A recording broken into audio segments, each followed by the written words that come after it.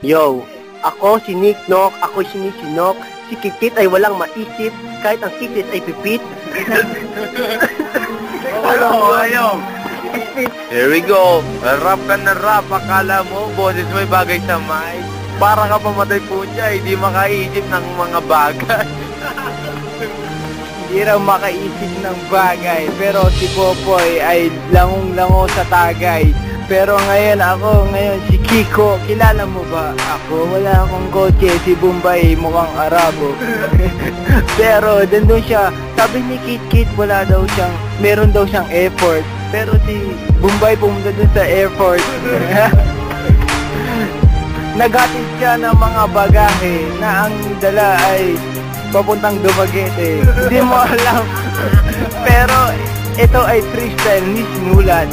Kasi feeling style, wala na akong masabi. Si Kit, ipapasa ko ng aking record dito sa cellphone. Si Kit, ang laki ng ulo. Nilagay yung sombrero, hindi kasya sa ulo. Parang Jejemon na ang sikit ng pagkalak. Hindi mo alam si Genesis nagpa-plak. Ang laki ng kanyang biyak. Nag-freestyle, hindi naman siya breakdancer. Pero dati ang bias niya mas malaki sa dancer. Yes! Yeah! Iniwan kami ngayon, natira kami 5. Ngayon tuloy pa rin ang tagay, uwi ako ng tanta mag-isa. Pero okay lang naman, kaya-kaya ko pa naman. Huwag kayo mag-alala pare ko, kaya ko pa naman. Okay lang naman, sige. Okay lang naman, sadyang gano'n lang ang freestyle. Nag-iisip ako mag-isa, alam mo ba? Ngayon ako tuloy-tuloy sa pagbanat. Kasi katawan ko ay unat, tuloy-tuloy pa rin. Kahit puyat, laging dilat, hindi ako adik. Kaya huwag mo ko pangangalan. Yeah! Tuloy-tuloy pa rin ang buga. Ito nga, kami magtagay kahit salat. Tuloy-tuloy pa rin kasi nag-shit kaming lahat. Alam mo ba? Sige pa nga. Tuloy pa nga. Wala nang pangada. Yeah. Ngayon kami. Ano ba to? Nino. Yeah.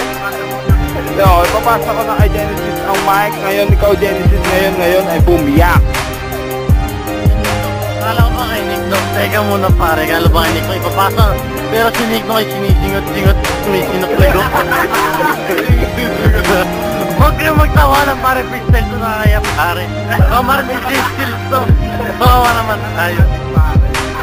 Papasa ko na kay Nick bago sa akin muna pare. Sabi ni Kit, siya ay unat. Pero kung titignan mo ng personal, hindi siya unat. Siya'y bansot. Pero hindi pa rin mawala ang aking sinok. Kanina dapat triangulo lang, pero ngayon kami naging 5. 5 ba? Tayo na mo. Bibigay ko kay Popoy dahil sa mukhang bulupoy. Si Popoy may hikaw sa ilong. Sa ilong siya may hikaw siya. Si Genesis na nagra-rap mukhang tanga. Di mo alam kung siya isang praning o isang mukhang tanga. Puro ka angas, wala ka naman binadbat. Ano ka? Si Mike Cota, di marunong tumatsan? Trip namin ni Popoy, bumili na Red Hot sa 7-Eleven. Ngunit kami naiwag kay Batang sa Talaba. Tabi lang pala ng 7-Eleven, wala kaming bote, wala kami paniposto. Kaya kami bumalik sa tabing ilog, sa kanilang bahay. Alam mo ba to? Yeah!